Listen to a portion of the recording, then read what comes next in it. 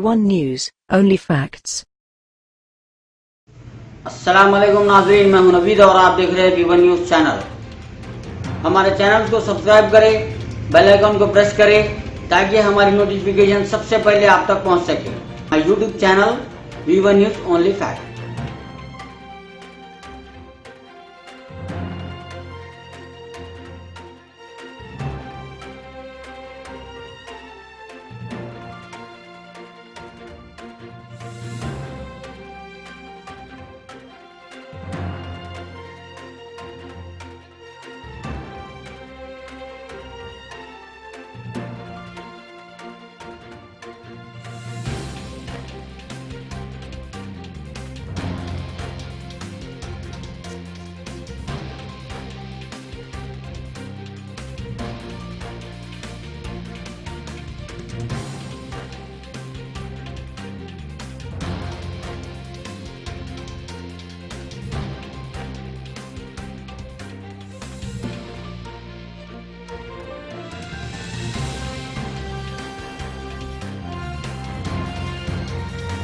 आप जो मेरे को सब्जेक्ट के बारे में पूछना चाह रहे हैं, ये जो छोटी सर की मिसअंडरस्टैंडिंग हुई, ये सब्जेक्ट ये था कि फेशियल रिकॉग्निशन ऐप बोल के एक है और वो ऐप काउंसलर इलेक्शंस में आज से 6 महीने पहले पायलट प्रोग्राम के वैसा यूज करें मलकाजगिरी एरिया में।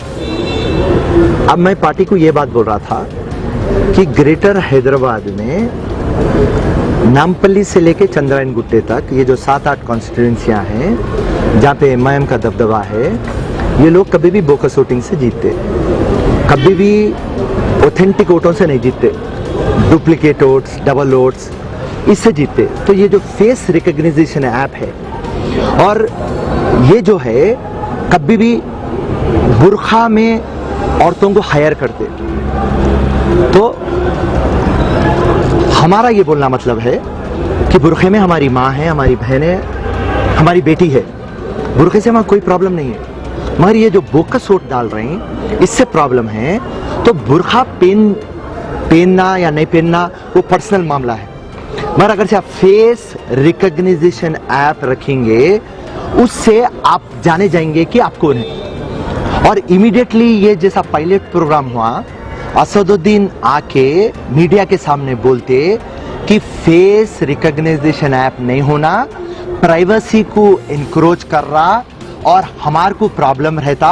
ये बिल जो लाए वो बीजेपी की गवर्नमेंट लाई, जल्दबाजी में लाई, ऑथेंटिसिटी नहीं है, इनके पास सही डेटा नहीं है। तो मैं पलटा के हमारी पार्टी को बोल रहा था, नोटिफिकेशन आने से पहले अपन इलेक्शन कमीशन दिल्ली और इलेक्शन कमीशन तेलंगाना के पास रुजू होके सेफ डेमोक्रेसी बोल के बोलेंगे, जहां पे फेयर, फ्री और ट्रांसपेरेंट इलेक्शन होना। और मैं ये बोला कि बुरखे से प्रॉब्लम हमको ये है कि सामने वाला बुरखे को यूज कर रहा, वो बुरखे को हम बहुत इज्जत करते मगर सामने वाला इंड्यू एडवांटेज ले रहा, उसके लिए हम उनको तोड़ने के लिए हम फेस रिकॉग्निशन ऐप लाएंगे। तो उसमें हमारे चंद 2-3 भाइयों को मिसअंडरस्टैंडिंग हुई, फिर हम समझा दिए उनको, वो उन्होंने भी समझ गए और आप लोग भी समझ गए। और रही बात आज की जो मीटिंग है, पूरे division presidents, contested MLAs, contested MPs, ward presidents और ब्लॉक प्रेसिडेंट्स, इनकी मीटिंग थी कि एक स्ट्रैटेजी डिसाइड करेंगे कि आने वाले चुनाव को, टीआरएस को, बीजेपी को हम किस तरीके से काउंटर करेंगे। तो आज का मेन मुद्दा ये जो डिवीजन प्रेसिडेंट्स थे उनसे राय मशवरा लेना और उन लोगों को ये बात बोलना कि आपके बूथों को आप मजबूत करिए, क्योंकि बुनियाद आपके बूथ है। अगर से आप बुनियाद को मजबूत नहीं करेंगे, ना तो महल ठहरेगा ना तो झोपड़ी ठहरेंगी। तो ये थी आज के टॉपिक। सर नामों का भी ऐलान किया सर? नहीं, आज अभी बहुत वर्कआउट बाकी है, इमीडिएटली करने वाले हम नहीं है। राइट, चंद गलतियां पहले हो चुके हैं, अब इंशाल्लाह नहीं होंगे। एंड मेरी फिरोज खान की कांग्रेस के जानिब से हमारे कैडर को गुजारिश थी और पूरे हमारे ग्रेटर हैदराबाद के कैडर को गुजारिश थी कि आप आपके बूथ लेवल को मजबूत करिए, बोकस वोटां देखिए। और डिलिमिटेशन सही नहीं है। डिलिमिटेशन जो सब्जेक्ट है, आपको जितना पॉपुलेशन है आप उतने वार्ड्स रहना। एक वार्ड 20,000 का है, 30,000 का है, एक 70,000 का है, और जोग्राफिकल बाउंड्रीज को फॉलो नहीं करा। एक आरा कॉर्पोरेटर, उसके अंदर 3 कॉन्स्टिट्यूएंसियां लग रहे हैं, ये गली कोई दूसरे को जा रहा, वो गली किसी और को जा रहा, तो टीआरएस और एमआईएम मनमानी करके बांट लिए, और ये लोग बोकस वोटिंग, वोटर लिस्ट और डिलिमिटेशन करके ये लोग चुनाव जीत रहे हैं। देखिए, हम कांग्रेस पार्टी को ये बात बोलना चाह रहे हैं, हमारे पास इतने बेहतरीन स्पोक्स पर्सन है और इतने महारथी है जो केसीआर के हर एक बात को हम आंसर दे सकते, क्योंकि केसीआर सिर्फ बातों का है और कोई भी डेवलपमेंट नहीं लाया। सिंपल बात मैं आप लोगों के सामने रखना चाह रहा हूं, 2015 या 16 में जब इलेक्शन हुआ तो डबल बेडरूम बोले, आज को 2020 है, एक तो भी डबल बेडरूम आया नहीं आया। तो बट्टेबाजी बातें करने में केसीआर साहब नंबर 1 है और उनके साथ उनके चेले असदुद्दीन नंबर 2 है। तो हम ये बात बोले कि ओके भाई, जो भी उनके मुद्दे रहेंगे उनको हम काउंटर करेंगे, ये छोटी बात है हमारे लिए, मगर जो बुनियादी ना काम करे, डिलिमिटेशन और बोकस वोटा है, इसको हम कंट्रोल में ला लेंगे तो बराबर कांग्रेस मजबूत होंगी। आज पब्लिक टीआरएस से थक गई, आज एमआईएम से थक गई, वो लोग को अल्टरनेटिव चाहिए, मगर वो लोग घरों से निकलते उससे पहले उनके वोटान दल जाते। आपके पास आपका कार्ड रहता, आप आपके बूथ में जाते, लिस्ट में आपका नाम नहीं रहता, आपको कहां की दूसरे बूथ में नाम रहता, तो इसको क्या बोलते हैं, जंपिंग बूथ। तो ये पूरे मैकेनिज्म चीटिंग के टीआरएस और एमआईएम कर रही। तो मैं चाहता था कि मेरे जितने भी डिवीजन प्रेसिडेंट है, कांग्रेस के कार्यकर्ता है, जो जांबाज सिपाही है, वो बात को समझ जाए कि हमारी आखिर गलती का है।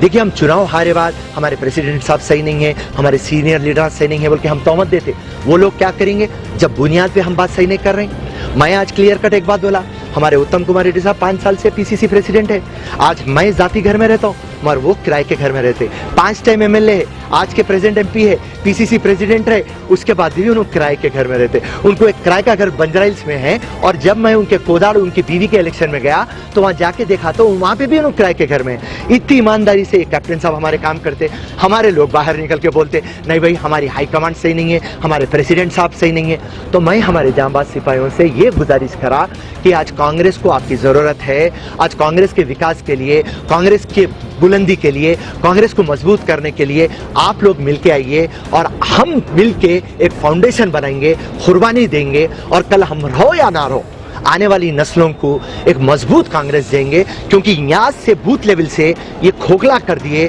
जागो, खाली टिकटा न को पूछो, टिकटा पूछने से कुछ आता नहीं, बुनियादी काम करिए। मैं दिल जलावा हूँ, 3 टाइम नामपल्ली में चुनाव हारा, 3 टाइम 50,000 वोट लाया, मगर मैं चुनाव हारा क्योंकि मेरे पास भी बूथों में प्रॉब्लम है। आज मेरी नामपल्ली की आवाम में को पलट के बोलती कि फिरोज खान हम खाना नहीं खाए, उनके बच्चे बोलते फिरोज खान हम खाना नहीं खाए क्योंकि आप हार गए। आप टेक्निकली हार गए होंगे मगर आप हमारे हीरो है, आप हमारे एमएलए है। तो मेरी आवाम को धोखा दिए, काश मैं जीता तो आज मैं उनके मुस्तकबिल बना सकता था।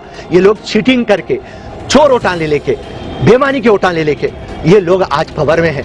तो एक दिल जला जो रहता, क्योंकि नामपल्ली से मेरे को मोहब्बत है, एक दिल जला आशिक जो रहता आज अपनी दिल जलाई बता रहा था कि मैं हारा नहीं, मैं जीता हुआ हूँ, आवाम की नज़र में, अल्लाह की नज़र में, मेरे माँ बाप की नज़र में। मगर ये साले बट्टेबाजा बोकसिंगा करते, फिर चुनाव में अपने को बोकसिंगा करते, फिर कांग्रेस को हरा देते।